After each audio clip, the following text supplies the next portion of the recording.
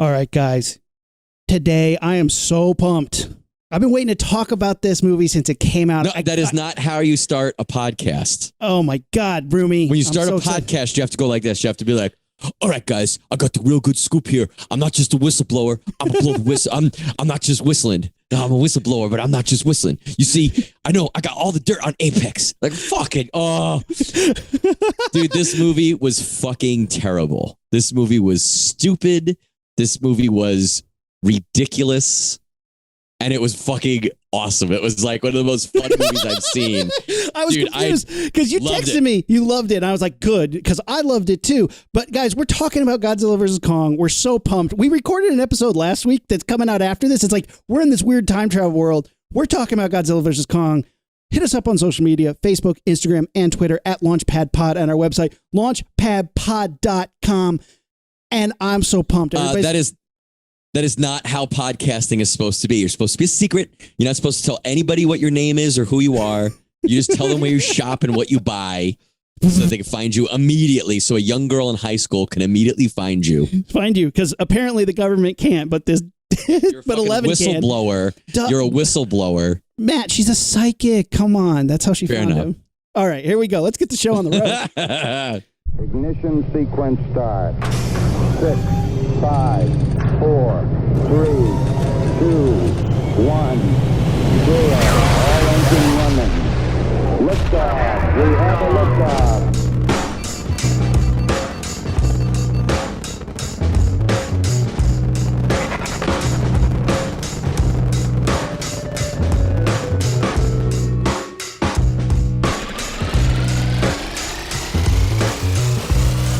All right, welcome to Launchpad Podcast. I'm Aaron.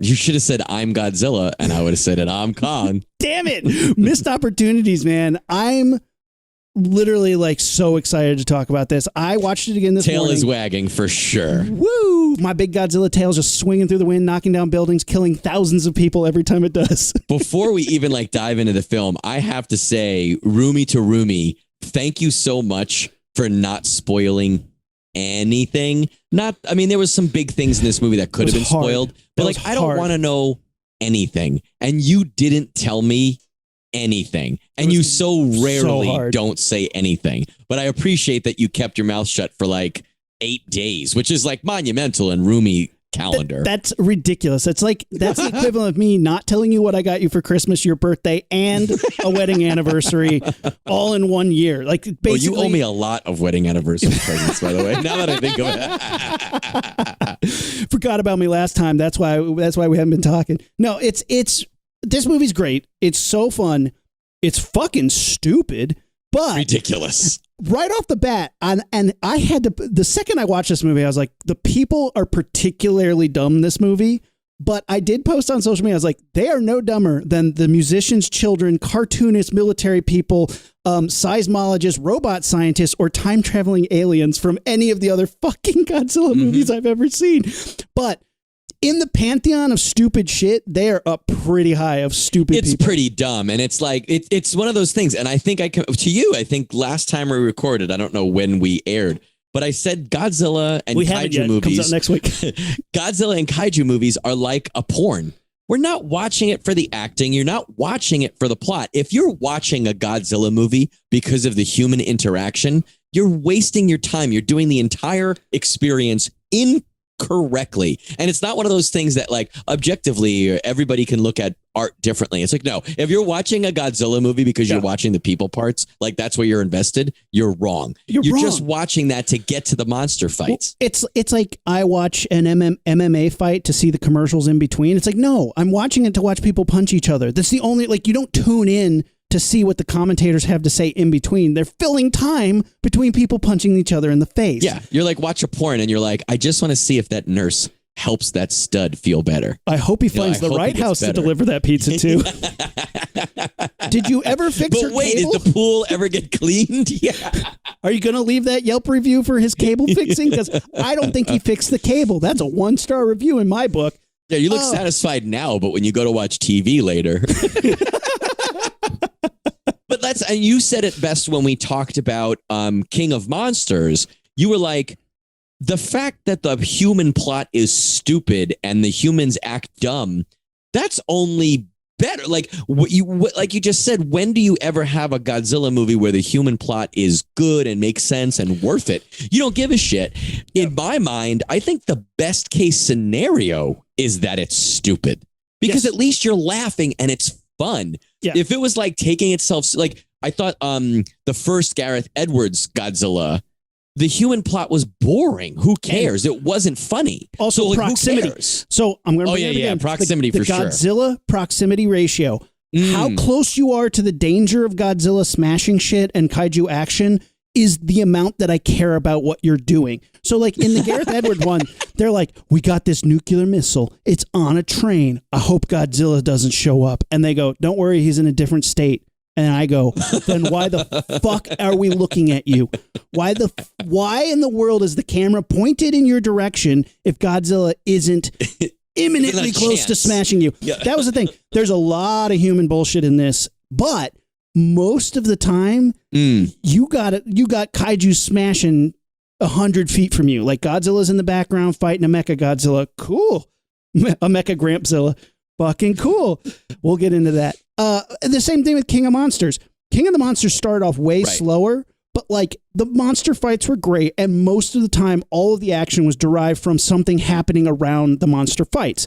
That's the best I can hope for in a disaster movie. It is what it is. I did a lot of counting and numbers while watching the second time around.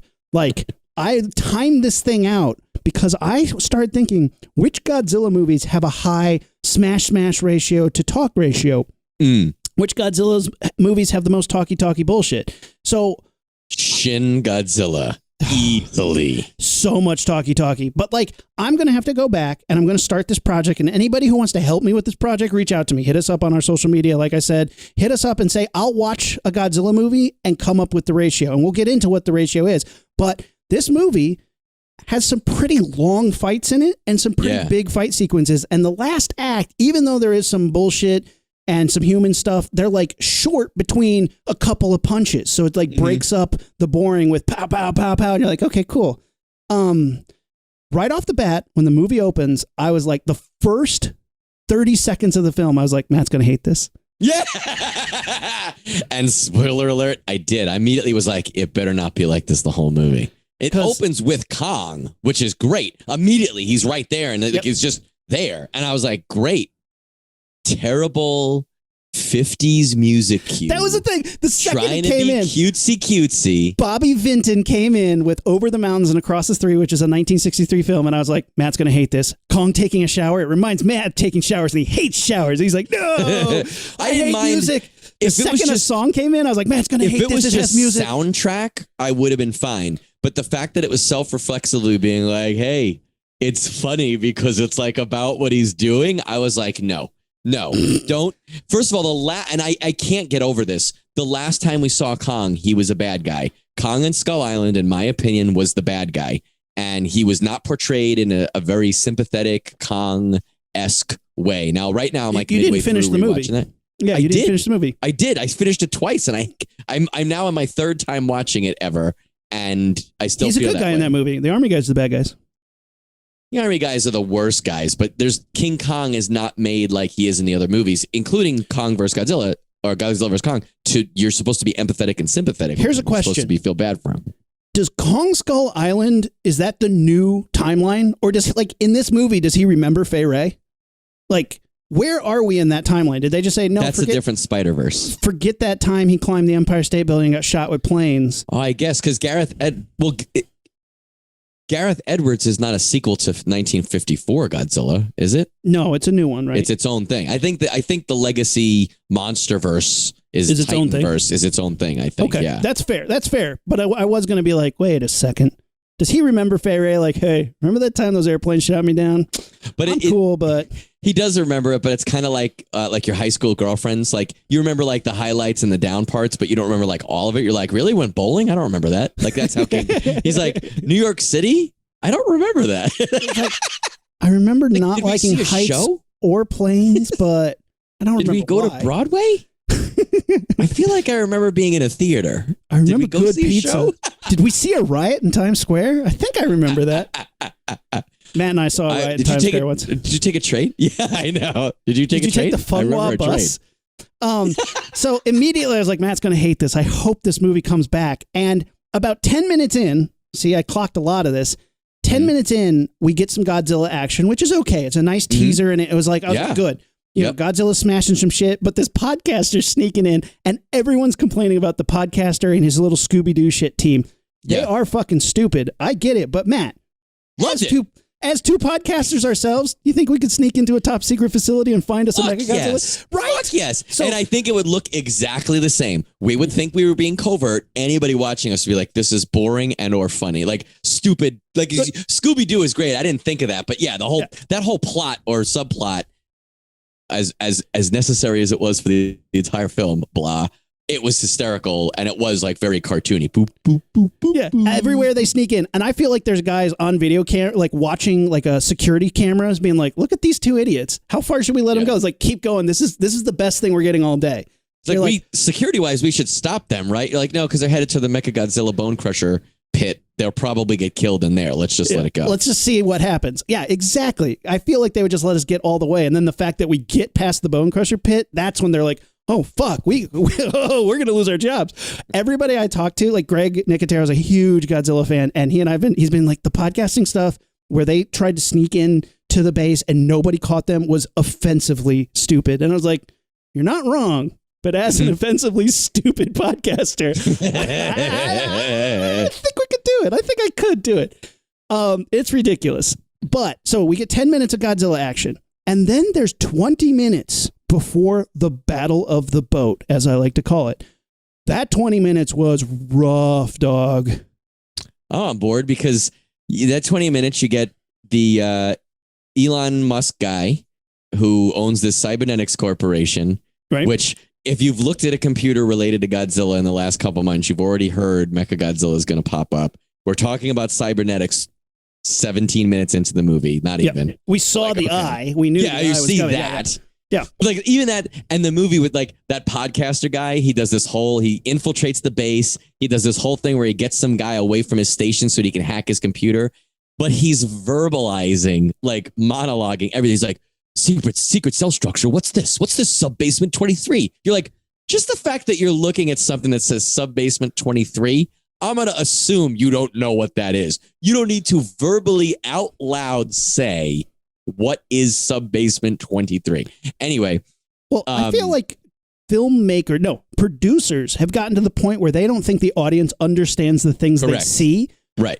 And it's like, if you saw on a computer screen, a close-up, an insert shot, there's like sub-basement 23, and you just cut to the podcaster being like, I get it. Because in my own head as an audience member, I'm going, what's sub-basement 23? Exactly. And that's the thing is like, it's okay to think that. We haven't been explained any of that. And we know he snuck into there to get information.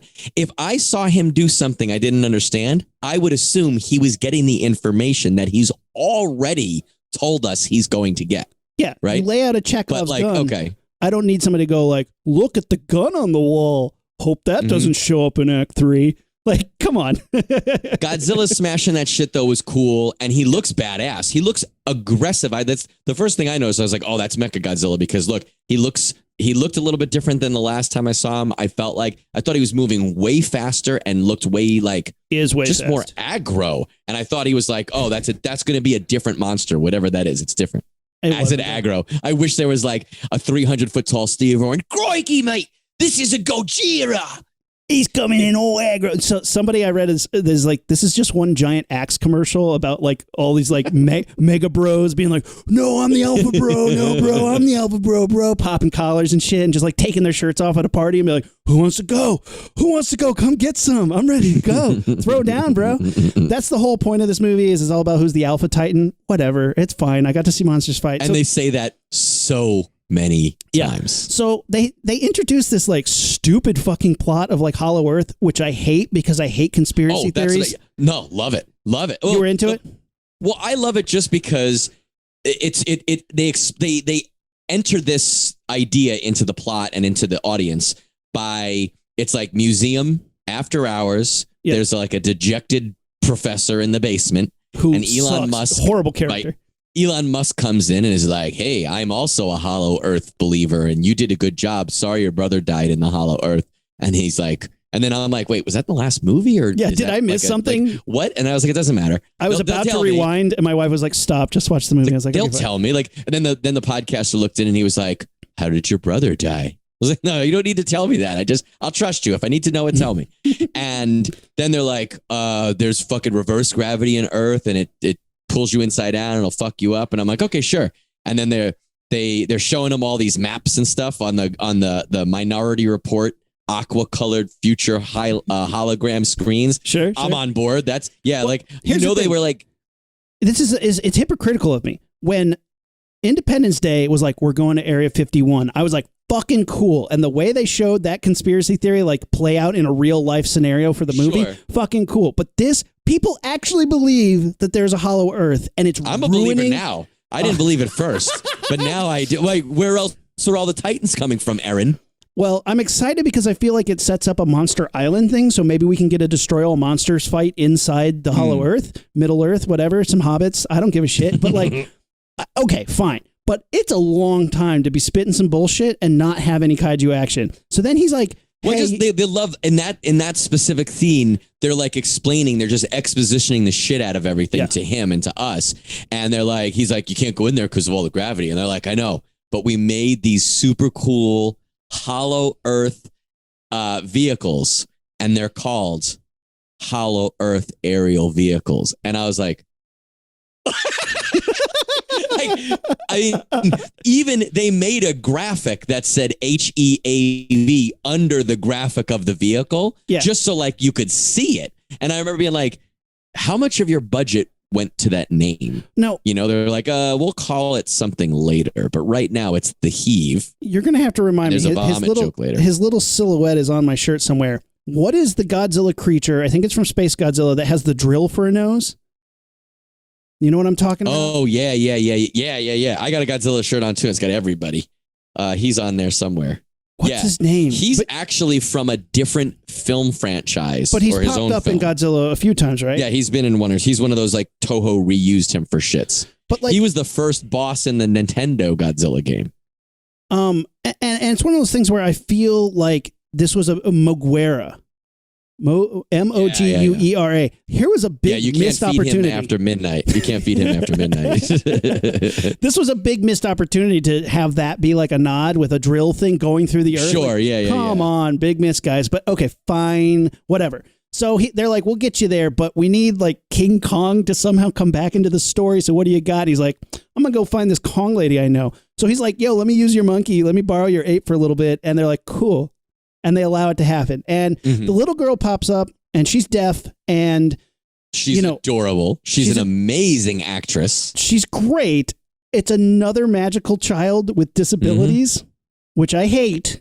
But in this movie, she is the most tolerable. She's the best actress. She's the most kaiju. Yeah, she's the most tolerable child we have, and she's better than the like child hacker we get later, which also gets stuffed, which I thought that was hilarious. And at least she didn't talk. Yeah, at least she had nothing to say. She's great. She is the best actress in the whole movie. Thank God for her, which, sometimes you have to eat your words, and I apologize. I will not apologize to any other child actor, magical disabled child, except for her. She did a good job. Well, it is a stupid thing, and I also take that as insulting because, like, you don't really need her as a plot element. You could have written that differently, but that's so that every child watching that movie is like, I wish I could talk to King Kong. I'll go to Target and buy the toys. And it's like, the kids are going to want the fucking toys anyway. You know what I mean? It seems so, like, as an adult, I feel condescended to for that reason. Like, to put that character there for that reason. I'm like, I fucking 6, 7, 8-year-old me would have loved that movie. My son will love that movie when we watch it, for sure. Yeah.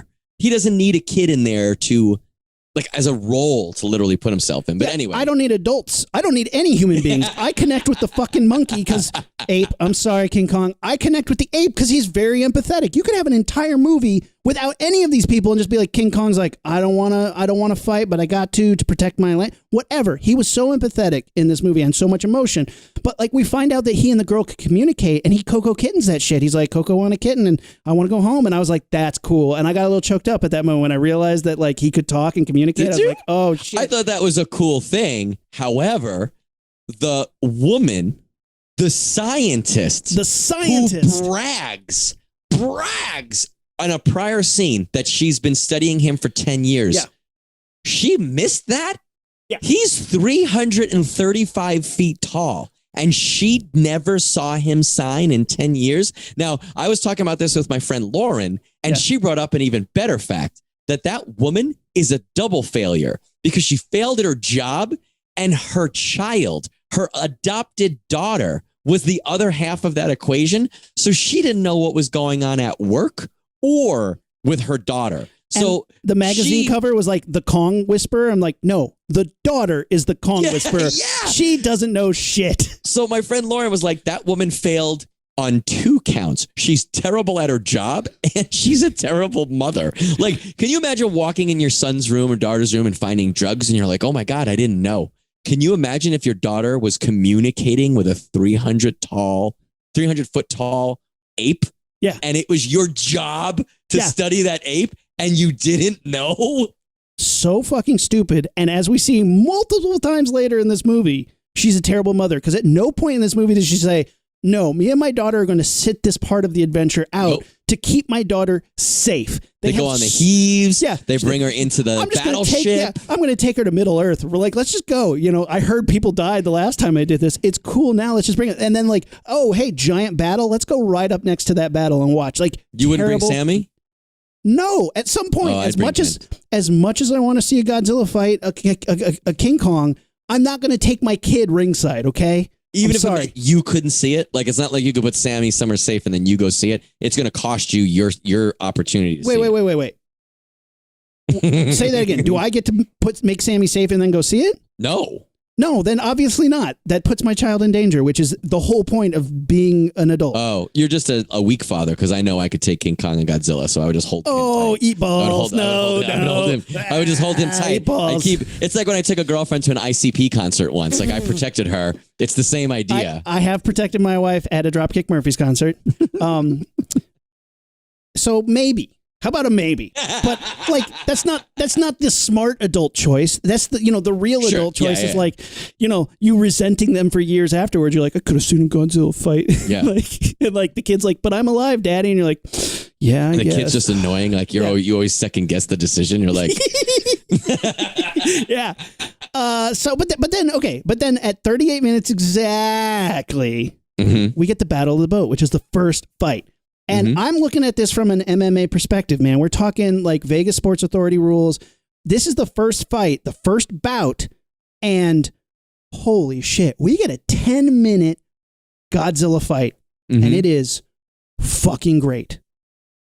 It's cool. I like it. I like that immediately Godzilla has the upper hand because Kong is physically chained, but also they're fighting way out of King Kong's element, right? Yeah. He is standing on a boat numerous times, sometimes chained to a boat that's sinking, whereas Godzilla is amphibious, so he's at swimming home like in a the motherfucker. water, right? Well, and we don't know if Godzilla can breathe water or not, but like either way, he's comfortable in the water. He's good with it.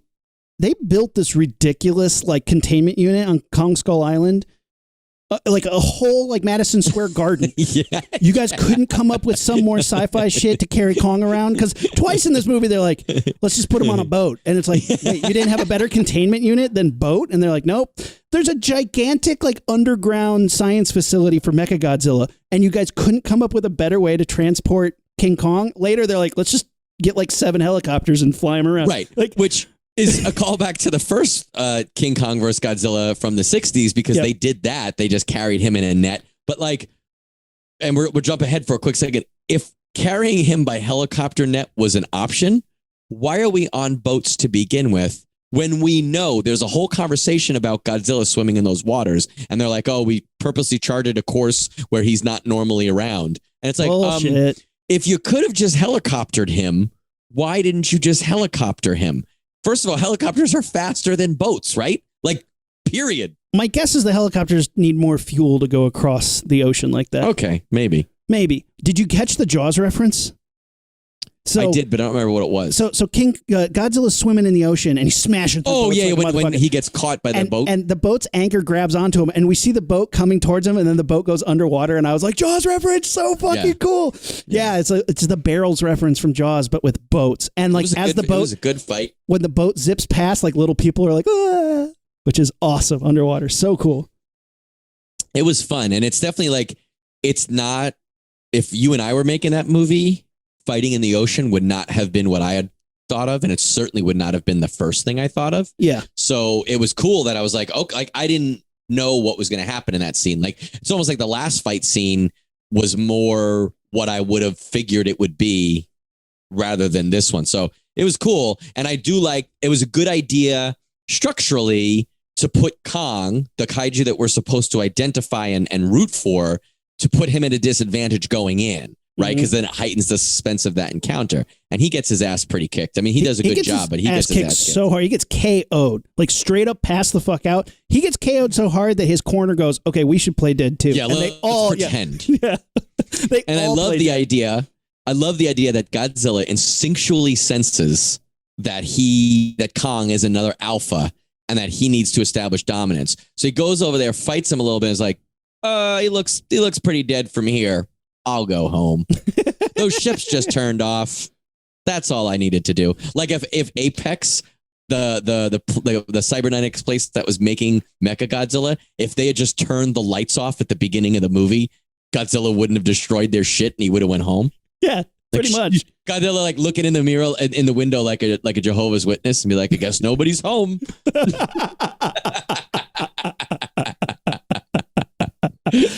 I mean, I've done both. I've hid from Jehovah's Witnesses, and I've also told them to straight fuck off. But neither worked. You launched F-16s at them. I shot them with depth charges, and they all played dead, and it worked out great. I threw an axe at them, and they caught it in their mouth. Threw it back at me. So then we have about like 15 minutes of like Middle Earth bullshit, and like at least it's something I've never seen before. But like that was another 15 minutes of like, oh boy, how long are we going to be in here? And there better be something cool. And at exactly 1 hour, 15 minutes into the Middle Earth bullshit, they're like, I guess he needs to kill a wing flying snake, and he just destroys it in like a minute flat and drinks from its skull. He's like, nom, nom, nom, nom, which was cool. Now, in this part, if you guys haven't seen the movie yet, after the big Godzilla fight in the water, they helicopter. They're like, well, is King Kong afraid of heights? And then it cuts to him being flown in nets. They drop him in the snow. He's not happy, and you know that because he looks at the camera like this. And I'm like, you didn't need to do that. There's numerous times where he looks at the camera and he's like, whoop, whoop. You're like, I know you're like, come on, just like show him acting like a monkey. And I'd be like, oh, he's upset. But they're like, no, look right at the camera and mug. And King Kong was like, okay. You're not going to use this in the film, right? This is just as like, this is for an outtake reel or a gag reel. And they're like, no. Just scream, no. Yeah. Just like Darth Vader. It's very on the nose acting by King Kong. But they're at this like Arctic facility, and there's a hole going into the ground, and it's like a robot butthole. And they're like, this will take us into the hollow earth. Now, they try to trick Kong to go in. The part that I don't get is this idea involving Kong was originally broached as, we'll follow him. He can lead us there. You already had a hole like you built into there. So what do you need King Kong for? And then again, I was talking with my friend Lauren. They eventually trick him into the hole, and he's swinging in the hole, which gorillas cannot do. And I know he's not a gorilla, but gorillas cannot swing because of their shoulders. They're different. He is a gorilla. He is a gorilla. He's King Kong. Yeah. But I mean, you're saying he's like a different kaiju gorilla. He's monkey swinging. Yeah. That's the difference between a monkey and an ape. Monkeys can swing, gorillas cannot. Did you know that? It's true. And monkeys have tails. Apes don't have tails. Right. Little Definitely butthole nubbins. Yeah. But he's swinging. Okay, fine. I don't understand what creature he actually is. Then he like misses a handhold and falls into this hole. And they follow him. And my friend Lauren was like, they wanted to follow the monkey, and then he just started to fall So he pretty much just went down. How do you, like, what did you need to follow there? I mean, I guess then when he went to Middle Earth, he then found that giant room where he needed a break and he sat down. They knew where he needed to go, but they needed to follow him once he got into the Middle Earth. And they needed to follow him to Sauron so he could throw the ring in the volcano and walk back. I think that's where they needed to follow him because he's looking for the power signature that's apparently sure. Yeah, you know. And he's going to get there for the power. And I don't know why the Hollow Earth Professor guy, I understand why the bad guy corporation needs the energy power, but why does Professor need the power? I don't know. Anyway, so they get there and it's all floating rocks and there's some like flying snakes that he tears up. And, you know, the gravity's all weird. So there's like as above, so below, upside down, downside, up shit. And it's cool. And then he finds evidence that there were other Kongs there that fought other Godzillas. And you're like, okay, that's cool too. Meanwhile, like. Well, wait, can I just say one thing about that sequence? Yeah. Did you feel at that point that a lot of the movie was envisioned as a Universal ride? Like, oh, in this scene, it'll be great because if we have it go like this, you're in one of those motion rides. It's like, whoa. Yeah. And it was very much felt like that. More so when they escape Hollow Earth, but yes, absolutely. It was very much like, okay, in this scene and in this fight, like it's very, especially if you've ever been at the Universal, the Peter Jackson's Universal King Kong ride. That's like a 4D experience, which is super fucking cool. It was really very cool, much like, but really short. Yeah. It was like really much like, okay, that's what this is going to be. This does feel like Universal ride for sure. And especially a little bit later when they bust out and like are flying around Hong Kong, almost hitting Godzillas and flying through buildings. Absolutely. 100%. They're in this. He's in this, in the Middle Earth. King Kong's in this thing. He finds a golden axe or an axe that's made out of Godzilla's spike. It looks like, right? And it glows. It glows. And then he puts it on the floor to like make the rest of the floor light up. And the terrible not professor, I guess, but the terrible scientist doctor whose job it was to study giant King Kongs goes, it's glowing because of all the radiation. You're like, what the fuck do you know about radiation? You're a King Kong studier and you're not even good at that. And also, everyone in this movie you brought your daughter that close to radiation. Yeah. She is melting right now. She's with like, no hold helmets. my hand. None of them had helmets or anything on. Hold my hand, honey. And then she looks down. It's just like the hand. Everything else is just melted off. Skeleton hand. How did you feel about the Godzilla spike axe? Were you on board with that as a concept? I don't want that. You know, it's like if they'd consulted me, I would have said no. He doesn't need it. But also, it's pretty fucking cool in a way. It is if cool. You're being that stupid. It's almost like whatever the most serious Godzilla King Kong film you can think of. Like it obviously wouldn't have worked in King Kong 33, like the first one, right? It wouldn't have worked. It would have felt out of place. Like it's almost like if you think of Godzilla movies, like if you think of like Giant Monsters All Out Attack, which is one of my favorites. Yeah. Very serious. Godzilla would not hold an axe in that one. But I could see Godzilla holding an axe in Megalon. You know what I mean? Like it fits that movie better. Him holding an axe, and I know we're talking about King Kong, but Godzilla has more movies. King Kong holding an axe in this made sense because the rest of the movie was like, whatever. Well, meanwhile, and it was cool. It was like fucking cool. And also he'd gotten his ass thrashed. So like, you're like, okay, maybe he needs like, you know, he's going to bring the switch. He's going to bring a knife to the Godzilla fight for sure. Yeah. So I'm like, okay, and you know what? Fine. Let's roll with it. And you're going to make it fun for me? Okay, fine. I'll give you that. Does he get to use it or does he lose it 3 minutes into the fight? Anyway, so we cut back to the Scooby-Doo team sneaking around and they find they're in this like giant underground facility with underground tunnels all across the world. And they find Mechagodzilla and it turns out it's King Ghidorah's skull is a psychic neural network to control through like wearing a helmet and you're like fighting Mechagodzilla. Pacific Rim it by yourself so you don't have to mind meld anybody. Exactly. Well, I guess you're mind melding with King Ghidorah.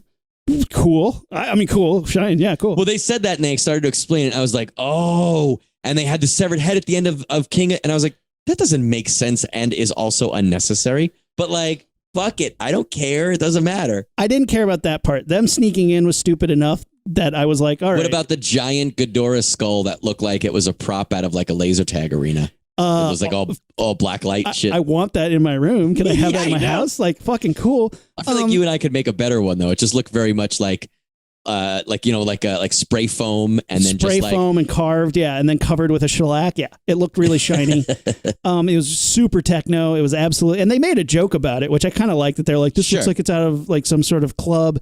And we find that Mechagodzilla is a badass. I love that Mechagodzilla is in the movie. I love Mechagodzilla. I did not like his design.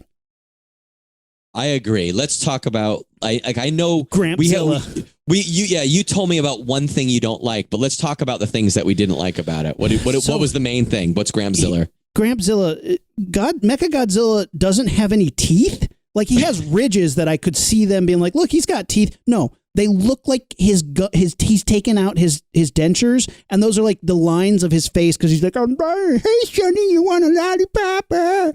And he looks like he's gumming at everything.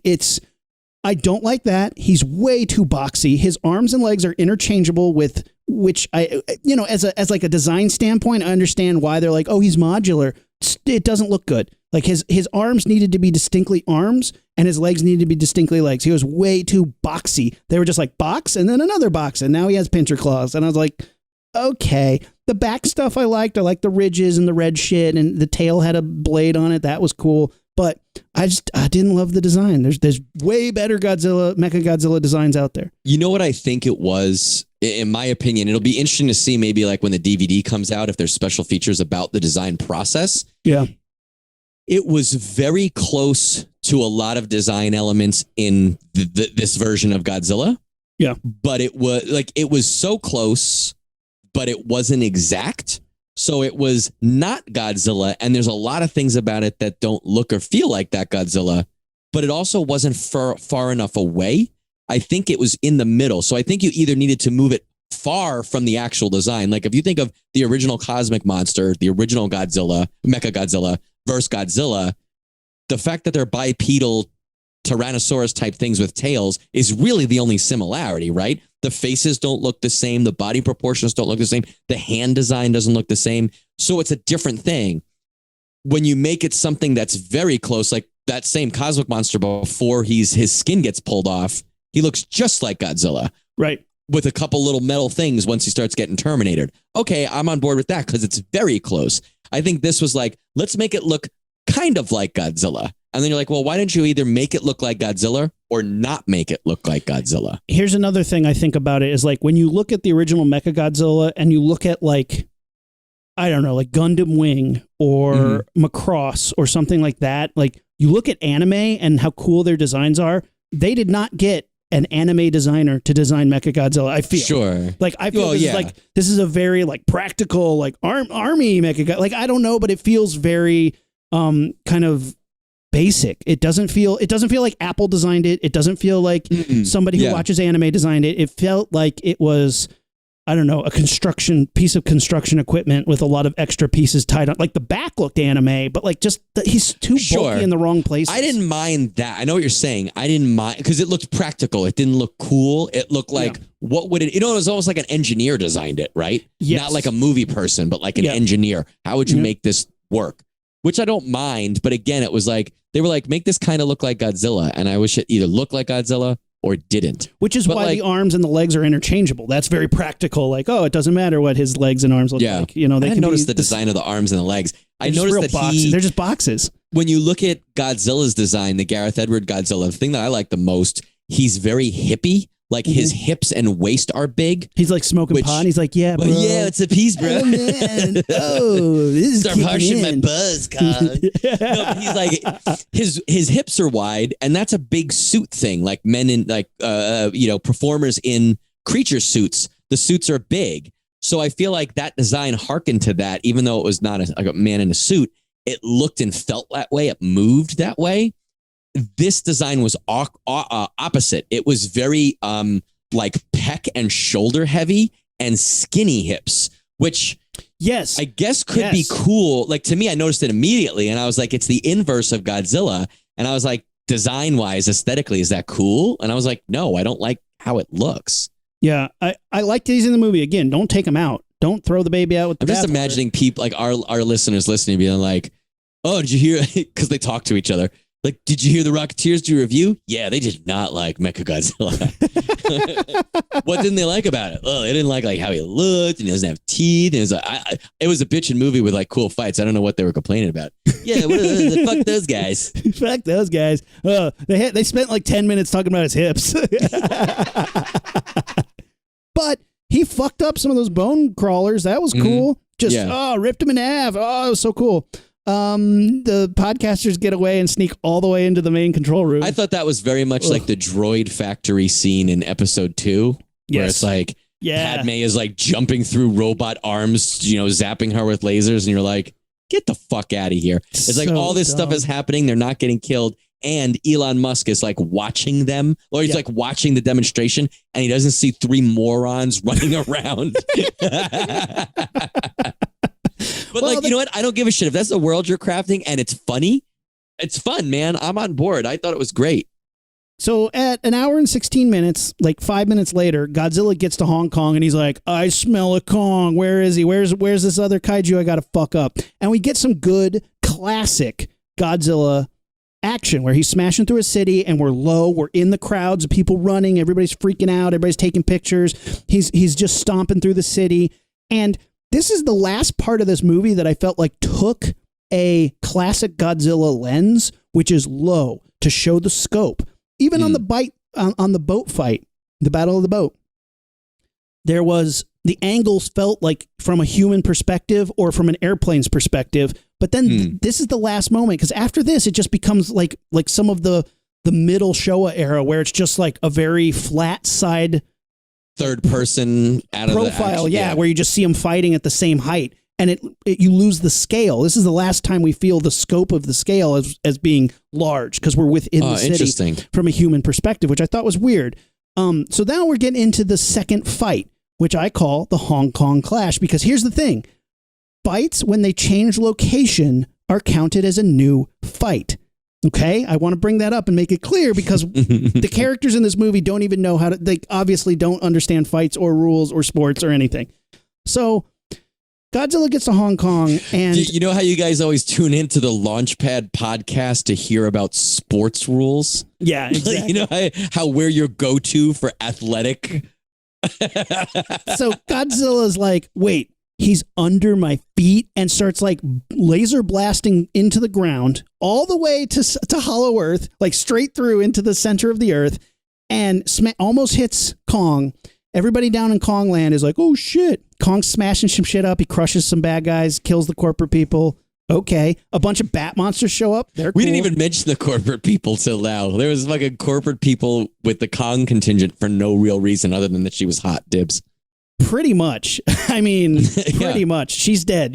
She's flat and smushed now and eaten by bats. And blown up. She got blown up. She got blown up real good. So then Kong has his axe and he crawls out of Middle Earth, which before they had to go through the laser butthole of gravity, which I didn't understand. Now they didn't. He just climbs right the fuck out. And we get into what I call the Hong Kong Clash at an hour and 22 minutes in. And this is a 4-minute fight, which is great. It's a good throwing him into buildings, hitting him with the axe. One of my favorite points is he grabs the axe and shoves it in his mouth, and it's an homage to the original Godzilla vs. Kong. Where he grabs a tree and shoves it in his mouth. He also tries to do the jaws a couple times where he tries to rip the jaws open. Yeah. My favorite thing about this fight is there's a lot of what I would call like gun fu, where Godzilla is trying to atomic breath him, but he keeps rolling around him, getting too close for him to use it, and moving his head or jamming something in his mouth, which is cool because it shows the evolution. Like now he knows that that's a tactic Godzilla could use.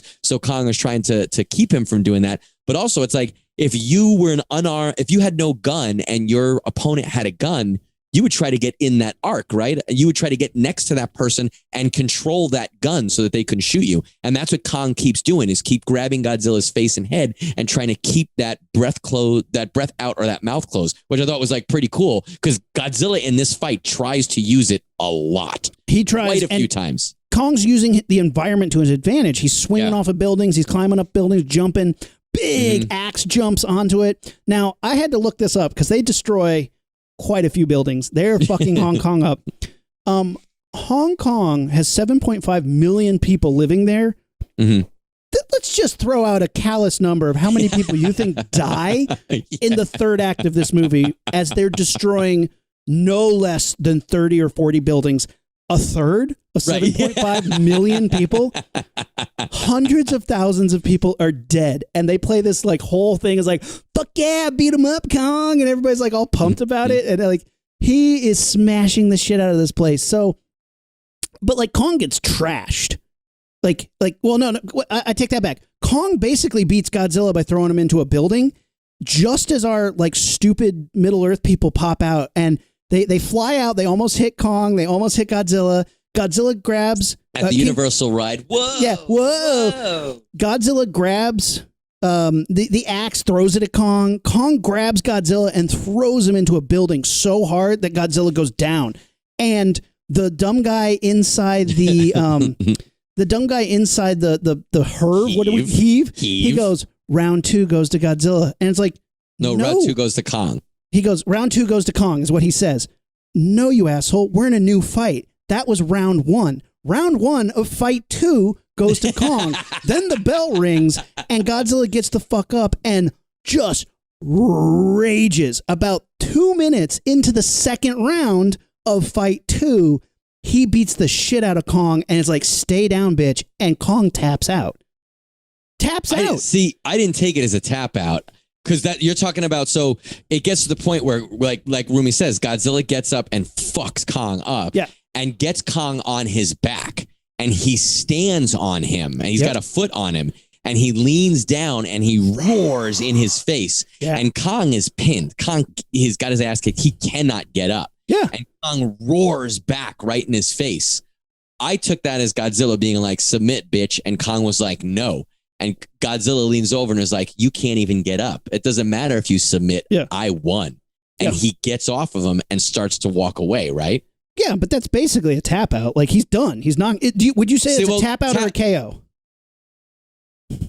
I guess it's a victory on a technicality. Because it's like there's times where the two boxers, the two fighters don't have a victory in and of themselves. They tally points. And in this fight, Godzilla had all the points, and like King Kong can't even get up. He can't even get up. They have to bring. Well, he couldn't get up. He couldn't get up when Godzilla was on his chest. Wasn't that the one where he gets up like an old man? And literally, I saw him. He gets up on one knee and he puts his hand on a smashed building and he picks himself up. I was like, oh, you're right. And then he falls backwards. And he can't get up.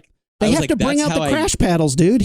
I was like, that's how I get off a couch now. It's like, oh no, but you're right. But I guess either way, I wouldn't call it a tap out, because tap out is when that's from when you physically tap the mat, indicating and you're saying I'm done. Yeah. He didn't tap out. I wouldn't call it KOs. That. Okay, maybe it's double KO. So he lost though. He got his ass handed. He got his ass kicked. Lost. So when they say round 2 goes to Kong, no, round 1 goes to Kong, and round 2. Godzilla beats him in 2 minutes. 2 minutes into the second round by KO Godzilla. So right now, it's Godzilla 2, Kong 0 as far as full fights go, right? When you started saying this, I was about to disagree, but what you're saying in the structure of how fights work makes sense. I think that character was saying the first fight, the second fight, but didn't know the second fight wasn't over yet. But what you're saying makes sense. He's counting the whole movie as a single fight, which that's not how it works. If you move locations, it's a new fight, dummy. That guy sucks. Obviously, I didn't like the 3 really on the nose, stupid, goofy musical cues for Kong. You didn't like their analogy to structured fighting arenas. I mean, I'm just saying. So after Godzilla kick Kong's ass, he's like, cool, I'm the king of the jungle now, woo, and he's like taking a victory lap when all of a sudden Mecha Godzilla shows up, and this is like 3 minutes later, and throughout this Mecha Godzilla fight where Godzilla's getting his ass kicked, like dragged through the ground, thrown around, everything, they're trying to defibrillate Kong with like the dumbest defibrillator since Freddy Alvarez's Evil Dead remake. Like, I kid you not, this is the dumbest fucking thing I've ever seen, but fine. Just get Kong back in the action. I rewatched this last night, or at least parts of it. I tried to watch all the non-fighting parts just to get more of the stupid plot. at the beginning of the movie, the hot corporate girl says something about all the electricity in Las Vegas. Yeah. So that like this thing is actually a payoff / callback to that conversation earlier that I bet nobody remembers from their first viewing because who cares? I mean, yeah, I get it. It's stupid, but whatever. So Mechagodzilla shows up at 1 hour, 31 minutes, and this is a 10-minute fight basically to the end of the movie. Right? And I have my headphones on and I seriously thought like a kaiju just stepped on my house because there was a huge fucking slam out there. They're just slamming doors. My family. Okay. They're like, what are you doing? Podcasting? Slam! We're just playing Godzilla. So yeah, Mechagodzilla shows up. It's a 10-minute fight. We keep cutting back and forth with stupid people bullshit, but Mechagodzilla is now like on his own because the dude who's controlling him got electrocuted with lightning bolts and was like, and like fried. Because of the secret power of the ooze of the earth, right? The secret power of the earth is what made Mechagodzilla be able to keep his charge, which is what the corporation was having trouble with. Yeah. And the Asian dude who's controlling Mechagodzilla keeps saying to Elon Musk, like, oh no, we don't know about this power. It's untested. He's like, we need to get in there, do this. And then they do it and it like knocks the guy out of the system or whatever. But like, who cares? Who cares?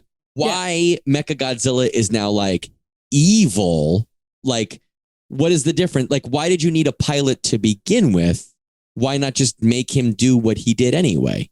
Well, because they wanted control. Because that's what we like to do as humans. Yes, because humans, yeah. As we the like human control. element. Okay, fine. So now fine. He's the ghost of King Ghidorah inside of Mechagodzilla. Cool. I mean, just saying it sounds cool. Did they say that? Did they?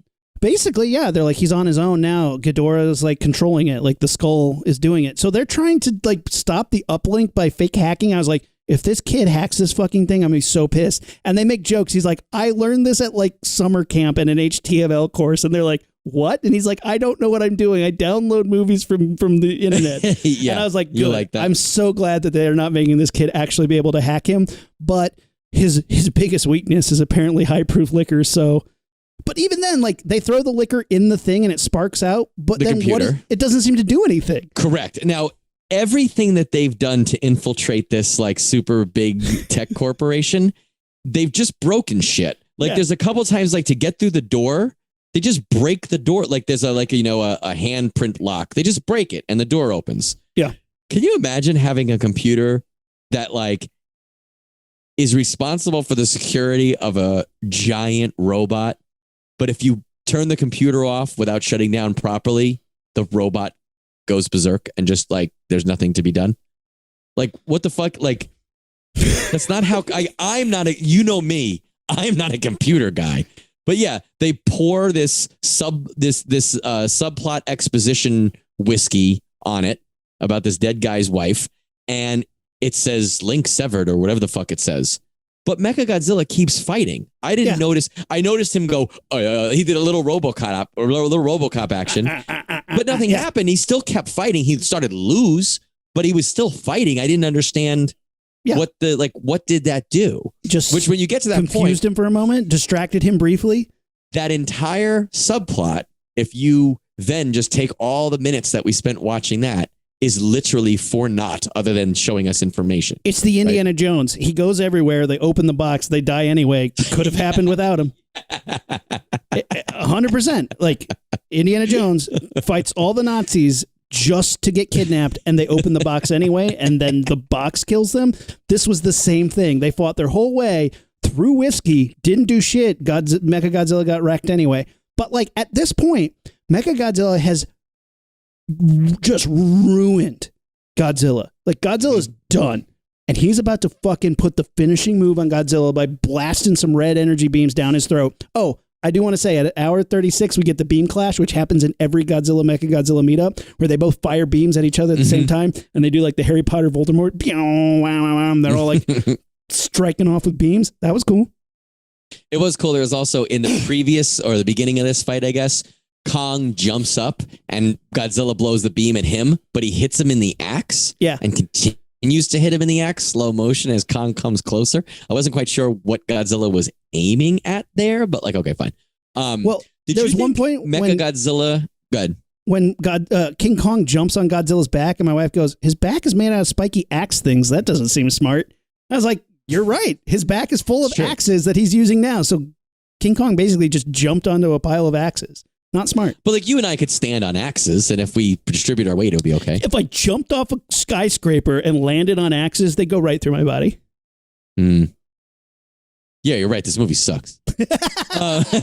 Did you notice there was one shot, like you said, a third party, very wide side shot of Godzilla and Mechagodzilla. Mechagodzilla looked considerably larger. It might have just been one shot in the way it was framed, but it looked like Mecha was much bigger. Did you notice that at all? I did feel that he was taller, yeah. But also, like, again, he doesn't have those like chonky ass legs. So it could have just been like how he looked. So I think at this point, like we see about an hour and 37 minutes in, Godzilla's on the ground about to get his ass kicked. And then Kong jumps in and we get some sweet tag team action. But at this point, I think Godzilla is counting a loss at this point.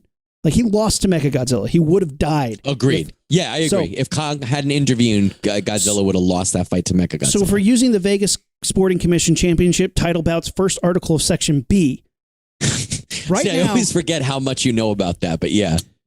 Godzilla has the belt, right? He beat Kong twice in 2 title fights, and he has retained the belt. Okay. Mechagodzilla has just whooped his ass, so now Mechagodzilla has the belt, right? That's okay. My thinking so far. Yeah. Kong gets in the mix. We get some tag team action, which is not legal in fights, but whatever. It's fucking cool. So we got them tag teaming off. You're off thinking the ropes. It's not legal in like 6-foot fights. Yes, you're right. It must be big. You know, the bigger it gets, the cooler you can do stuff. So Godzilla charges up the axe for him. He's like, yo, bro, you need a light? And he got the axe all charged up, super blue, and he hacks apart Mechagodzilla, severing his head and holding it up to the sky, which also I'm pretty sure like ripping off your opponent's head is grounds for disqualification. But again, 6 foot. I didn't see no giant referee. That would be hysterical. Like, they turn to the side and like King Caesar's like, all right, I want a good clean fight. I want you to follow the rules. No cheating. Keep it above the belt. Touch gloves and we can start. Ding, ding. And then like fucking Anguirus comes out holding the fucking sign. I would say Anguirus is Godzilla's Mickey. Get in there, Zilla. Come on, Gojira. Like, he would be his guy in the corner, don't you think? His corner man? Godzilla's like, cut me, Mickey. Cut me, guy. Mechagodzilla, fuck me. Cut me, Anguirus. Mechagodzilla, fuck me up, man. Cut me. Yeah. Fucking Kong has this like deaf girl in the back. Like, that's his corner. They're like, just play dead. Just play dead. That's all we got. She's like, did the bell ring?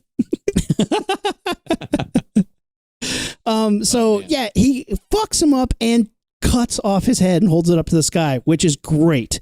Which is so cool. I was so pumped by that fight. That's a good, and like, even though they keep cutting back and forth to stupid shit, it's 10 minutes of them fucking shit up and like a giant tag team fight. Yeah. I have one real and one joke complaint about that.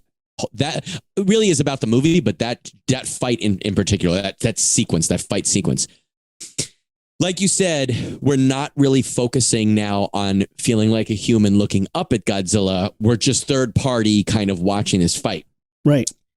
It was really cool choreography and fight. They used the surrounding elements, the location elements really well and fun. Right. It was during the day. It wasn't raining. They weren't, the camera was right there. It wasn't like we were watching it from 2 states away, which we've seen in other Gareth Edward fight scenes and stuff. Excuse me. So it was like really cool Godzilla kaiju fighting, which we don't see a lot now. And the, Showa and Millennium eras and stuff like that, we definitely did. But a lot of giant monster movies now, it's like Cloverfield, shaky cam, blah, blah, blah.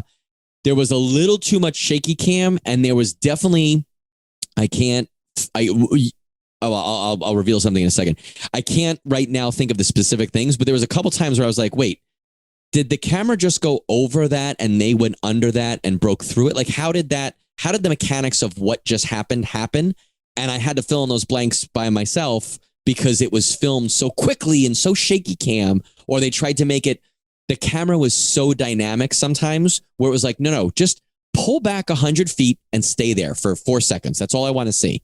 I forget what I thought. One of them was Godzilla. King Kong was on a building, and the building fell over while he was standing on it. And we didn't see it fall? Yeah. We didn't see saw like a bird's eye view of King Kong's head as that happened, if I remember correctly. And I was like, if you showed an establishing shot, like a wide side angle profile shot of that action, it would have been bitching. It would have really been super cool. And you don't see the impact. They cut away before it crashes. I'm like, what? There was a couple things like that where I was like, that's an odd shot choice that took me out of the actual moment of the fight. Mm-hmm. It's in the scope of things, it's a small criticism because it was awesome and there was plenty of awesome fight and action that I did not feel that about.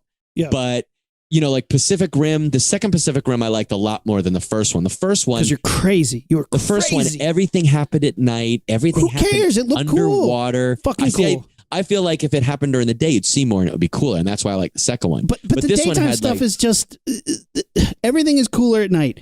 The battle, the Hong Kong clash was so cool because you had all the neon lights and the fighting. I agree that is cool, but I wouldn't say more cool because the filmmakers, right or wrong, chose to make the final climactic 3-way battle in a city during the day. And I like that they did that. I would have thought it was a cheat if they did it at night. At least a little bit. It's fine, but everything daytime stuff is always dumber. And it just reminds me of like that old school, like just have the big sky backdrop and like the King Kong Jet Jaguar Megalon Gigon fight was all during the day. And I was like, this would have been way cooler at night. Just cool shit happens at night, man. Look me in the eye and tell me that once Mechagodzilla wasn't defeated, that you didn't feel gypped, that Godzilla and Kong didn't look at each other and give each other a super kaiju high five. Tell me that you did and I didn't think it was going to happen, but also the way the rest of the movie had played out, like we're talking about giant axes and shit, it wouldn't have been completely out of the realm of possibility to have a high five. I mean, since we live in COVID times, I mean, even a fist bump, I would have taken that. a little elbow to elbow. I would have taken like a predator, you son of a bitch. Like, you son of a, that would have been awesome. It would have been so stupid, but everything else was so stupid anyway, but it would have been awesome. I can send you so many gifs of Godzilla doing like a little dance. He's like, jumping in the air, like doing a little safety dance. So like, I just watched that one. At this point, so Godzilla walks away, leaving Kong with the belt because Godzilla had the belt, Mechagodzilla beats him, takes the belt, and then Kong kills Mechagodzilla, gets the belt. So at the end of the day, here's my count. Godzilla has a better record, but currently doesn't have the belt, and he's okay with that because he knows he's the better fighter. That's my takeaway from the fight. I wouldn't disagree. I guess to me, belts don't mean shit. If you and I were... Yeah, but I don't watch sports ring. If there was I would get it. That's the thing. But what if your record wasn't the best? It would be. I wouldn't. I mean, if I wanted a belt, I wouldn't stop till I get it. The thing that I always think about is like me and you, or not you, but me and you in a parking lot. Who wins? It doesn't matter who the judges say won. If I can kick your ass, I can kick your ass. It doesn't matter if it's recognized by the governing body of fighting. You know what I mean? So to me, Godzilla is for sure the alpha. King Kong doesn't have a fucking chance. Enchanted axe or no, he doesn't hold a chance. Godzilla will thrash him. And I took that at the end, Godzilla being like, I didn't think about your title thing and that blah, blah, blah, blah. Because Mechagodzilla wouldn't have gotten destroyed without Godzilla, for sure. King Kong couldn't have done that alone. It was my justification for anybody who thinks that King Kong won. Anyone that thinks King Kong won is an idiot. It's interesting. I thought it was an interesting, all kidding aside, I thought it was an interesting choice to end it that way because it is. They said going into this movie that there will be a victor. Someone will fall, I think they said. And Godzilla standing on King Kong's chest is pretty definitive to me. Godzilla won these fights. The only way that could really be overturned is if King Kong got up and thrashed Godzilla after that. But like you said, still, Godzilla has more points at that point. So even if that happened, it would at most break even. It was the classic comic book team up. Spawn versus Batman. They show up, they fight. Spawn is going to destroy Batman with the snap of his finger, but Batman does throw a batarang into his face, which is pretty cool. So, but then so they team Spawn up. is stronger, but yeah. Yeah, but then they team up and they beat the bad guy. Yeah, it was great. I thought it was really fun, really awesome. And the funny thing is, not to bring it back to real sports, but there is an actual fighter who has this Godzilla issue. Nobody's ever beat him, but he can't maintain the belt because he always gets busted for outside of the ring antics, and they take his belt away. So like he's never been beaten, but he doesn't have the belt, and it will like always. Yeah, so like the commission doesn't recognize that guy as the top. But everybody's he's the alpha. Everybody is like alpha doesn't wear a belt. That's the thing. John Bones Jones, Crazy Bones Jones, is like one of the greatest pound for pound fighters to ever step in the ring. But outside of the ring, he's a jackass and keeps getting his belts taken away. So it's did you ever see the fight he was in where that other guy hit him in the leg with an axe, and then he pulled the axe out with his face and threw it back at the other guy? No, but that brings me to my next point. Why do we need a movie or a show that has any exposition? Why can't we just watch a kaiju fight like we watch an MMA fight? I tune in, I turn it on, and they have fighting, and there's no story in between. The story is what badass fighters they are. That's all I need. Can somebody make this for me so I can just tune in, be like instead of being like Saturday night, it's fight night. It's like Saturday night, kaiju night. We're gonna watch them fuck up Toronto, and it's this giant badass film battle without any of the exposition. Would you make it an hour and a half long though? No, I would make it 30 minutes long because that's all the fighting I need. Because I was going to say, you can't, I don't think you could make a movie that way, but you could make a snippet. I'd be on board for that. So here's a couple things. I do. Do you want me to get into, because that brings me really close to my smash ratio. Do you want me to get into smash ratio now, or do you want me to talk about I have 3 other points I want to make about this movie. Well, how are we doing time, like as a timeout?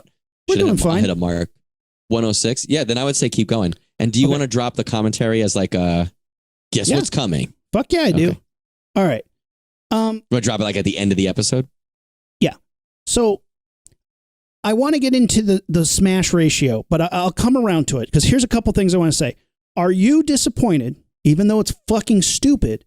I'm a little disappointed that somebody from the Scooby crew didn't get to put on the helmet and pilot Mechagodzilla. Never thought of it.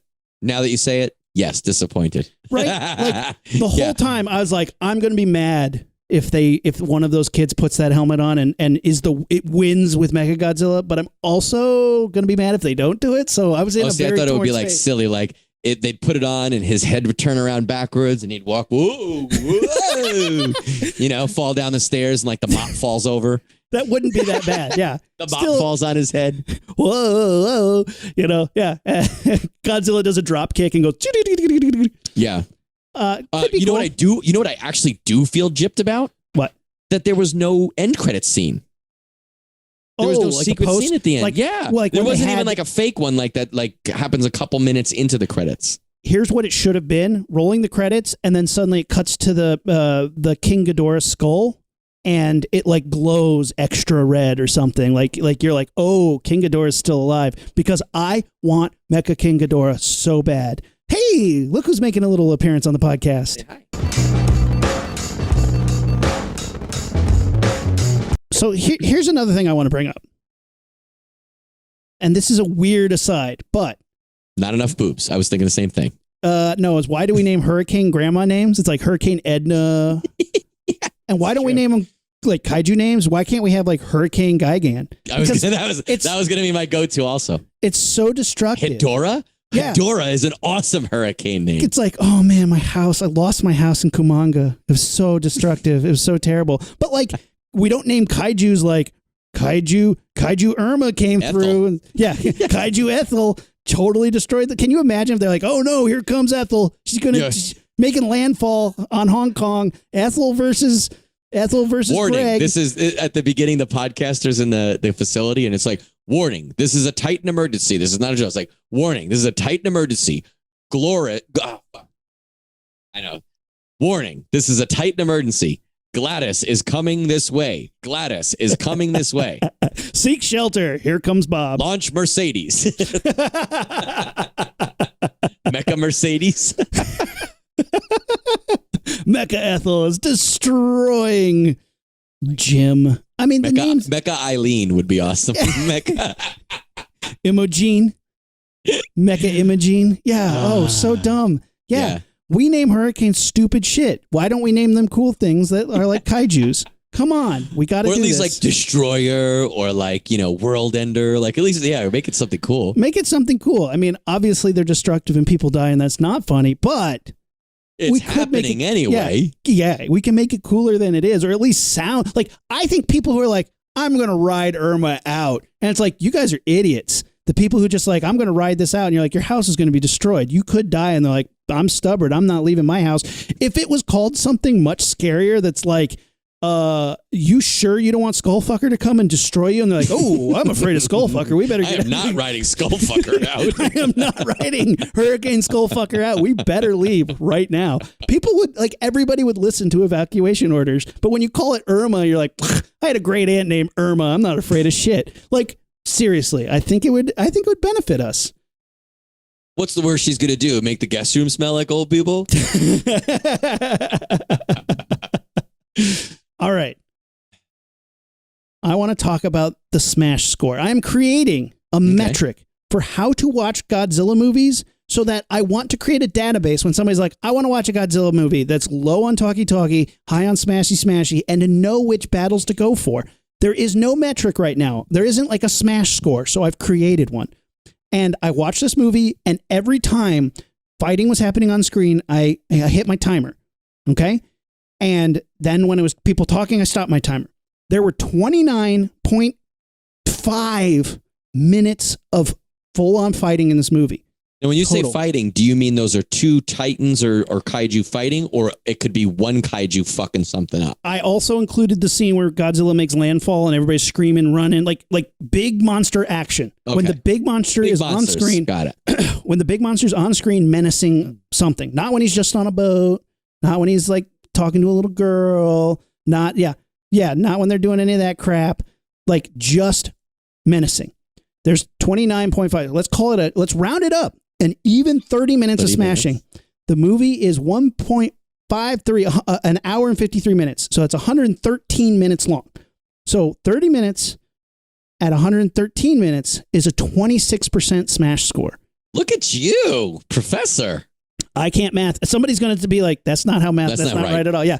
So 26% of this movie is smashing fighting action, which in your opinion, 26% doesn't sound like a lot to me, but in your opinion, does this movie have a pretty good amount of fighting ratio? Yeah. Okay. Absolutely. So my cousin was like, it was only meh. And I was like, what was meh about it? He was like, there's not enough fighting. I was like, I wouldn't have said that. There could always be more. I could make the argument there could always be more. Sure. But I did not come out of that being like, not enough. Shin Godzilla had not enough. Shin Godzilla had much not enough. Yeah. Even Megalon had not enough. There's some Showa era shit and stuff that didn't have enough. But this Megalon, had plenty. Megalon makes up for it with some of the most stupid people we've ever had. Yeah. The two robot scientists who have a relationship. Say lovers. Yeah. This is and their little boy. It was great. Yeah. I love them. And the silly aliens, that shit's great. But like the fight scenes. Oh God. Yeah. Silly aliens, and just a quick aside. Silly aliens in Godzilla movies are one of my favorite trope of Godzilla movies. Oh my God. Especially the ones who have the little glasses. The Monster and Zero ones? They're really cockroaches. Yeah. It's like awesome. It's almost like they were like, let's also put aliens in it. And you're like, as a kid, you're like, that's fucking great. Yeah. Like Destroy All Monsters is like, they have mind control over Godzilla. And you're like, what? Okay, cool. All right. Sure. Yeah. Time traveling in 1993's Godzilla vs. King Ghidorah. They're like, we're going to travel back in time and erase Godzilla so we can have King Ghidorah be in charge. And they're like, cool. All right, great. All right. So, yeah, we have a 26 smash score for Godzilla vs. Kong. I need to start going back and watching it, but here's how you do it. So 26 is the percent. So smash score is the percent of minutes of total runtime of what are fighting and smashing. So if you want to get in on this, you want to help me catalog the smash scores for the Godzilla movies. I'm going to start, I'm going to have to start watching these and stuff. If you're watching a Godzilla movie, get out your little timer and you hit start. when there's fighting, and you hit stop when it's not fighting, and you just keep adding on. You just let that thing go, and you figure out how many minutes of Godzilla action there are on screen, and that we'll make a catalog. We'll eventually get through them all. What about when you're watching like Kong of Skull Island or whatever the praying mantis Godzilla one was, Revenge or whatever, where it's not Godzilla or Kong, it's not a principal, but there's some sort of giant mayhem, smashing, menacing. murder. Yeah, any sort of smashing, like if cool shit. If the Ibera's smashing the city up, the big crowd, is smashing shit up, and Godzilla's not there yet, that still counts because it's stuff that is not people yammering or people doing bullshit. Like I would even count the cartoon in the Spawn Monster. Yeah, I would count that too because it's like, hey, whoa. It's not people talking. This is something different. Or the sludge coming through the city and just leaving skeletons. Yes, exactly. So like it needs to be when you are engaged with it as a kaiju movie and not like tuned out because it's people yammering. That can. And I think I've said this before, but like I grew up with Godzilla, era Godzilla. I watched that shit all the time. And as a kid, you never or rarely watch a movie, right? You usually play with your toys and watch a movie. And Godzilla, you play with your toys during certain parts of it, blah, blah, blah parts. And there's certain parts where you stop playing or you put your toys down and you watch the TV. Essentially, you're saying you're watching the TV parts are the parts that we're counting for the smash. The smash score. Right? Yeah, that's what we're trying to do. And like to this movie's credit, like I said, Godzilla shows up to, let's see, I think it was Godzilla shows up at 1 hour and 16 minutes to Hong Kong, and it's pretty much fighting nonstop from 1 hour and 16 to the end of the movie. You did science this out, huh? Like, and yes, they keep cutting back and forth between people like, oh, let's defibrillate Kong. Oh, we're waking up Mechagodzilla. There's some bullshit in there, no doubt. But from 1 hour 16 to 1 hour 53, basically 1 hour 41. You got 10 minutes of credits. Let's be fair. 16 minutes of boring credits that we've discussed. I mean, that's 30 minutes of fighting, man. It's 30 minutes of a pretty decent battle. I can't. The plot was stupid. The acting was terrible. The directing was stupid. The plot was stupid, but it was great. It was a fun movie. Yeah. I watched it again mostly last night to try to watch some of the plot stuff. I actually fast forwarded through most of the monster stuff. And can I drop our idea or what we got coming? Yeah. Guys, do it. We, the Launchpad, the Rocketeers, we're going to watch the movie together and do a live commentary. So you guys can watch it with our commentary, which I'm sure you're all dropping what you're doing right now to put that on the calendars. But like, it'll be fun to watch it together and hopefully you guys will laugh at our shit and we'll make some observations because it'll be at least the second or third time that both of us have seen it, right? Yeah. It'll be pretty cool. There's plenty of jokes that I made in the theater that I need to share with you guys. Oh, you got to see it in the movie theater. Oh, yeah. I actually went to a movie theater. There was like maybe 5 other people in the whole theater. Awesome. Double masked. I sat significantly far away from everybody. It was a 12:50 show. So it was still during like schools where I'm in Los Angeles. Schools haven't opened yet. So kids were home, I guess, but it was still like school time. And I'm a teacher, so I left early. But like, it was cool. And I'm so happy that I did that. It like means something to me now, because I watched it last night on HBO Max and it is definitely not the same. Like I'm happy that I actually saw it in the theater. But I did make jokes in the theater to myself, but I will tell you the jokes. And I laughed a lot. It was like Geostorm level of like, wait for someone to say a line and then laugh out loud and kind of look around the theater, be like, why aren't the rest of you idiots laughing? Did you hear what that guy just said? Yeah. It's so fucking dumb. The Hollow Earth crafts Hollow Earth aerial vehicles. They're calling them that. So stupid. Explain that. The director, let's see, Adam Wingard, is that his name? Mm-hmm. Yeah, that's his name. Adam Wingard. You know what else this guy directed? I do, but I don't. What? He did a couple segments of the VHS movies, which are fun. A couple segments of ABCs of Death, which are fun. Mm-hmm. The Guest, which you and I both really like. Dude, I randomly thought about The Guest during that movie. Oh, you know why? when they steal that van, not steal the van, but they take the brother's van, they start to drive in the van. The music that starts kicking on right then is an immediate, like, it reminded me of the music from The Guest. When they steal the van, it's Judas Priest. No, that's when he pulls up in the van. Oh, yeah. When she takes the van and is like, we're going to go do this. And they start driving. It's like this thumping bass that's like very similar to the 80s synth score of The Guest. Yeah. He did The Guest. Then he also did You're Next, which is a pretty decent like home invasion slasher movie.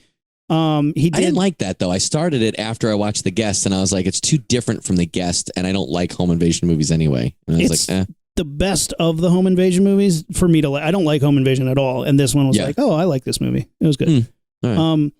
Then he did the shitty Blair Witch remake and Death Note, which was a crappy adaptation of a much better anime. Yeah. The anime is good. The movie is not good. And then he got Godzilla VS Kong, which I'm like, he did 0 giant monster movies or disaster movies. How'd they give him Godzilla vs. Kong?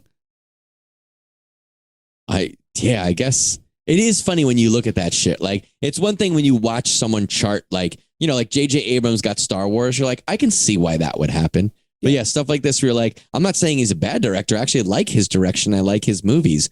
But what was his pitch, or how did he say, you know what? I am the guy for this. That guy did it. Yeah. I think he did a good job. Yeah. Not that I think King Kong versus Godzilla is like fucking Gone with the Wind, but like, you could fuck it up and you could fuck it up easy. But I thought this was like, how could this, let's do this as like a little exercise. How could this have been better? And I don't mean, don't change plot, but like what was missing or what was not enough or what was too much. Don't change plot. Don't say like the kids could have driven the monster. I guess like maybe you could do that, but don't nitpick. What was missing?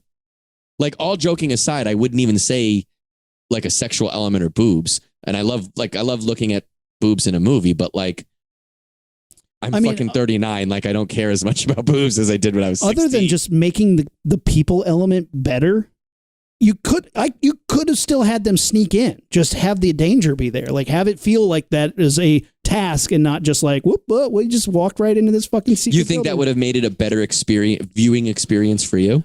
It would have made me not be like, this is fucking stupid every time they were on screen. Yeah. Oh, see, I think the Scooby-Doo level of fucking stupid. And my friend Barry was like, that movie was dumb. He's like, it was dumb. None of it made sense. The subplots didn't add up to anything. And I listened to what he said, and I was like, I agree with everything you just said. Yeah, not wrong. But I said it was delightfully dumb for me. Yeah. I just was like, this is fucking funny. Watch the original Godzilla vs. Kong. It's way worse than this. King totally Kong is. Barely looks like they had the budget to put the fur on the suit. It looks like terrible. They started from his feet, and by the time they got to his face, they were like, this has to be done tomorrow, and we're out of money. Yeah. Like, just finish the face with whatever face you can find. I got spit and some newspaper, and they're like, good, make it work. I have a prototype face of Donnie Darko Rabbit. I will say the practical buildings in any Godzilla movie is still more impressive to me than any of the digital buildings. Yeah, I agree with that. There's something to that, right? Yeah. That's something to that. And I get it. You can't do the whole thing practical, but if they had one building that was like real, that they threw a CGI monster into and the real building collapsed, that would have looked better than all CG. You know what I even would have settled for? I would have settled for a insert shot of a Godzilla arm hitting, or like a Kong foot hitting something. You know what I mean? Like, but when you watch like King Kong 33 and you see like, the stop motion puppet look down and stamp his foot, and it cuts to a human looking up and then a giant prop foot crushing him. Yeah. The realism of that is fine with me. So even if you did that on a miniature scale, I'd be happy. But here's one thing I will say. In Pacific Rim, there are several shots that were meticulously created to be real and practical, and they did it. And I thought they were CG. I did not know. There's a scene where the arm smashes through a building and then stops and then flicks the little clacker balls. That was practical. The arm smashing through, and I thought that had to have been 100% CGI. I don't even remember that, but I'll have to. It's really cool. But so it's like, even when they do put in that work, I don't believe it. So it's like, yeah, that's true. But I guess that's a compliment to those who did it, right? Who worked on that. Did it that good. Yeah. And it looked awesome. I mean, I love this movie. Don't get me wrong. Everything that we say we're joking about, it's like, I still will watch it again. I like the delightful stuff. Like I wouldn't change any of that because it was fun, stupid. Fun, but I agree. You could have made it like there are some Godzilla kaiju movies that are not as dumb. Granted, you don't care as much about the people part, and really the best people part movie of a Godzilla movie, you're still just waiting for Godzilla to show up. Sure, but I think I'd almost rather just have fun. Yeah, Godzilla King of the Monsters, I still think I like better as a movie just because I like the fight scenes better. But this is... What about them? Like, what about them is better? I mean, anytime I have Mothra, King Ghidorah, and Rodan fighting in a scene, like, fucking great. Yeah, I guess that's true. Like, and King Ghidorah is one of my all-time favorites, so to see him on screen, period, is fucking great.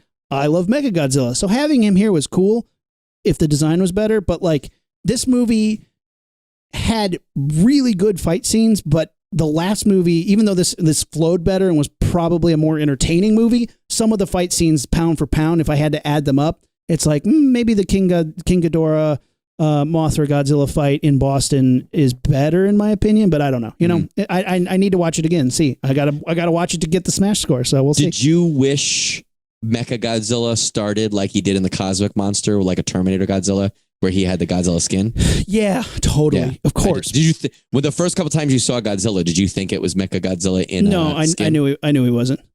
Because you read spoilers and shit? No, I could tell. Because they showed the eye naked and Godzilla was smashing shit up. Oh, yeah. At the very beginning, when they showed the eye, I was like, Mechagodzilla's coming. So I knew right from the get-go. Unless they could do a cool switcheroo where, like, at that moment, Godzilla got swallowed up into the secret base and we swapped him with Mechagodzilla. We had to go into the secret vortex that only goes from Antarctica up. But if you go down or left from China, it's fine. It's fine. You end up in Hong Kong. It makes a whole bunch of Bugs. Climb there. Yeah, it just makes a whole bunch of Bugs Bunny jokes suddenly make sense. Where he's like, China, and he comes back with like a racist hat and like Chinese food. That's what like, Kong should have came out of the hole with. Giant pair of chopsticks instead of the axe. Oh boy. Well, guys, let us know what you thought. And check out, like, when we do this, we will do this. It'll be out in probably a month. We'll do it.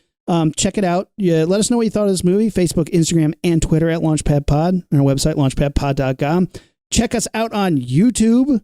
Check us out, getting super fucking excited about this movie. We should show our shirts. Right? Like, here's my shirt for this. It's a print of all these friggin' different kaiju from all different Godzilla movies. Rumi's got a badass shirt, too. Is that from a specific movie or just all different kaiju? It's just all the different monsters. It's got like all of them on here, except for King Kong. It has basically every monster he ever fought all the way through the Millennium series. So nice. Freaking great. Man, super fun. I'm so glad we got to do this. This is great. I'm so glad you liked it, but at the same time, like it's liking it for you in a way that I was like, that does feel like Matt. The Matt level. I mean, it's like stupid. It was stupid as shit. And I do have the couple gripes. Like, I wish some of the cinematography of the fights were a little bit different. And I could not stand. There's 3 really hokey music cues for Kong, and it's just like, I mean, at least there's that moment he went to Blockbuster and yeah. Well, it's just like and I'm watching. I hate songs that have words in them. Well, I'm watching. Well, it's just I don't like it. To me, it feels like a crutch. It feels like they're like, you know what will really get people to like this scene? If it has words in the song? No, if we put this music in that will elicit a reaction on purpose because our scene can't do it without that. I feel, you know what it is? I feel like, hang on, I got to buzz on my microphone. You know how I said that in this movie, I didn't need Kong to look at camera and go, Yeah, I know he was fucking sad. They showed us look at snow and then he looked away and I was like, he doesn't like to be there. You didn't then need him to go, I knew. I feel like when you have but that's not the same of having fucking Judas Priest on when somebody rolls up in a van. No, that's fine. What I didn't like was like all the kitschy 70s music in Kong Skull Island during the helicopter scenes. Because all you're doing is being like, you remember all those Vietnam movies you liked? We're like them. And I'm like, no, you're not. You're ripping them off. I guess that's my problem, is it feels like a ripoff. Yeah, the beginning of this movie, he's just ripping off Guardians of the Galaxy, which you also hated. God, I hate it when Redbone comes on and they play "Come and Get Your Love" from 1974. Come and get your love. Ba-bam-ba-down. Hate it. Rumi hates it when music has words in it. I've tried to think about why no, it's not that I hate it when I have words. I'm trying to think about why I hate it sometimes and why I don't hate it other times. I think because sometimes that you're dumb. is part of a sequence or a series or a style that a director or a movie or a production is going for. And I think other times they're like, there's nothing to delineate what's happening in our script from the next script like this. So let's set it in the 90s because people like the 90s. And there's nothing contextually that makes that worth it for me. It's just like, hey, remember Blockbuster Video? Well, she's in a Blockbuster Video for this scene. And you're like, okay. God, like, I wish my eye roll made a noise. It's the Family Guy. It's the Family Guy equation of just like, hey, remember when Optimus Prime was Jewish robot? And you're like, but it's kind of funny, but like, it's not a joke. It's just a callback to something we all remember. I think we can end on the fact that we both don't like Family Guy. How about that? Who did you want to win, Godzilla or Kong? I'm Godzilla all day. I never cared about Kong. I don't know. I just watched 33 Godzilla, 33 Kong again, and it's just... They're great movies. Fucking great movies. And you and I both love the Peter Jackson Kong movie. It's great, but I don't care about King Kong because he makes you feel things where you're like, oh, I feel bad for the monster. I like a movie where I'm like, yeah, fuck that building up. Fuck him up. I hate buildings too. Get them. Like, even the first Godzilla is a little rough because you're like, oh, man, I feel things. Oh, man. But then, like... You don't really feel for Godzilla, but you feel for all the people. All the people. It makes you think about, that wow. we bombed. Yeah, dropping bombs on people's bad. But then, like, by the time you get to, like, Godzilla smashing up King Ghidorah and, like, Kumonga the spider's crawling over the fucking mountain, I'm like, yeah, fuck them up. I hate that shit. Let's do it. Get them. You know, this movie, that's what this movie was good at. Even though I felt for Kong, but then I was like, yeah, we got his ass kicked, so cool. Threw that axe at him. He ripped off a rotating restaurant on the top of a big building and threw it like a discus into he used it as a face. shield and then threw it. Yeah. How many people do you think were inside that restaurant eating when he did that? At least 100? Check, please. I can imagine on the news, they're like, and they threw the lovers restaurant from the top of the 30th floor, and some husband's like, see, you wanted to go there for your birthday. Aren't you glad? Aren't you glad I was late? And he's like, see, we would have been dead. You never take me anywhere nice. You never take me anywhere. Yeah, because King Kong throws everywhere. You thinking lobster? I'm thinking Burger King. Yeah, he's like, no, Burger King's got crushed. All right, let's blast this thing off. All right.